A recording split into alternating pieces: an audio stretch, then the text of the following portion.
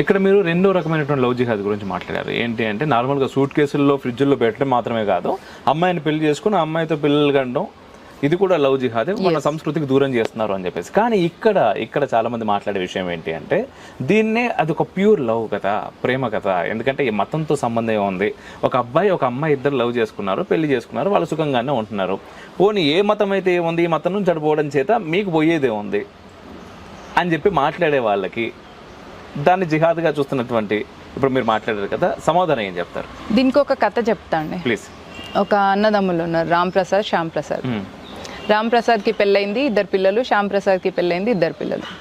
రామ్ ప్రసాద్ భార్య, శ్యామ్ ప్రసాద్ భార్య తోడికోడళ్ళు అయిపోయి మన దానిలో సహజం కదా గొడవ పెట్టుకోవడం. ఇద్దరికి పడలేదు, కోట్ల ఆస్తి, ఇద్దరు విడిపోయినారు, ఎవరింట్లో వాళ్ళు ఉంటున్నారు. ఒక అబ్దుల్లా వచ్చిండు బంగ్లాదేశ్ నుంచి, రోహింగ్యా ముస్లింలు అనుకోండి. ఆడికి 4 భార్యలు ఉన్నారు, 18 మంది పిల్లలు ఉన్నారు. రామ్ ప్రసాద్ ఇంట్లో పనికి వచ్చిండు. వచ్చిన తర్వాత రామ్ ప్రసాద్ బిజినెస్ వ్యవహారాలలో బిజీగా ఉంటూ ఊరికే తిడుతుండే అన్నట్టు అబ్దుల్లాని. అప్పుడు అడిగిందంట రామ్ ప్రసాద్ భార్య, అదే సార్ నేను ఇట్లా తిడుతుంటే నీకు కోపం వస్తలేదా అబ్దుల్లా అంటే, ఎందుకు కోపం వస్తుంది మేడం, సార్ పని చేసేది నా భార్య నా పిల్లల కోసమే కదా అనగానే అప్పుడు రామ్ ప్రసాద్ భార్యని, అయ్యి మా ఆయన నీ కోసం నీ పిల్లల కోసం ఎందుకు చేస్తున్నాడు, నా కోసం నా పిల్లల కోసం చేస్తుండే కదా అని అన్నాడు. అంటే మేడం వీడు ఎంత తెలివైనడు అంటే వీనికి స్ట్రాటజీ ఉంది, వీనికి ప్లానింగ్ ఉంది, వీనికి ఒక ఎజెండా ఉంది. 2 శ్యామ్ ప్రసాద్ రామ్ ప్రసాద్ ఇద్దరికి కలిసి పని చేస్తాడు అనమాట. అంటే ఇక్కడ ఆఫీస్లో ఈయనకు బిజినెస్కి, అక్కడ ఆయనకు బిజినెస్కి. ఎందుకంటే అన్నదమ్ముల మధ్యలో ఎంత బ్రేక్ ఏం రాదు కదా సహజంగా. తోడుకోడళ్ళకి రాదు, ఫ్యామిలీ వేరే ఉంటుంది కానీ అన్నదమ్ములు మంచి మాటలు ఉన్నారు కాబట్టి వీడు ఇద్దరికి మీడియేటింగ్ ఉన్నారు.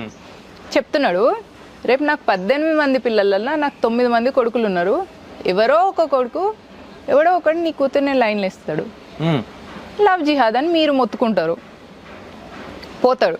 అరే నా చెల్లెని ఎట్లా వేసుకోపోతావురా అని చెప్పేసి నీ కొడుకు వస్తాడు.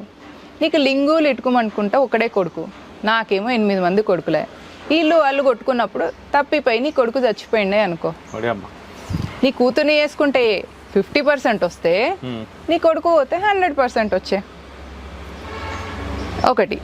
2, అక్కడ మీ మరిది ఉన్నాడు, వాళ్ళకు కూడా ఒక బిడ్డ ఒక కొడుకే. నీ మరిది కూతురు నీ కూతురు బాగా క్లోజ్. సో ఆ పిల్లని కూడా మావాడు ఎవడో ట్రాప్ చేసేది ఉంటే అప్పుడు అమ్మాయికి అక్క దగ్గర ఉంటాం, అక్క నేను కలిసి ఉంటామని చెప్పేసి అది కూడా వస్తుంది. అక్కడి నుంచి ఇంత ఆస్తి వచ్చాయి. అసలు మీ మొత్తం ఫ్యామిలీలో ఉన్న ఆస్తిలో 2/3 నాకే వచ్చాయి. మీరు అంతా నా కోసమే పని చేయబట్టే నేను ఇంకా దేని గురించి ఆలోచించాలి, దేని గురించి బాధపడాలి, పిల్లల్ని కనుక్కుంటే అయిపోతుంది కదా అని అన్నాను. ఈ కథ ఖచ్చితంగా సపరేట్గా కట్ చేసి దీనికంత బ్యాక్గ్రౌండ్ మ్యూజిక్ వేసి జనాలకి ఇంట్రెస్టింగ్గా తయారు చేసి, ఎందుకంటే ఖచ్చితంగా చూడాల్సినటువంటి కథ కాబట్టి ఎంత వీలైతే అంత ప్రయత్నం చేస్తాం. దయచేసి ఇది ఈ వీడియో షేర్ చేయడమే కాదు, ఈ కథ సపరేట్గా షార్ట్స్లో పెడతాం, అది కూడా మీరు డౌన్లోడ్ చేసి పంపినా సరే అబ్బా ఖచ్చితంగా ప్రపంచానికి తెలుపుర్రి.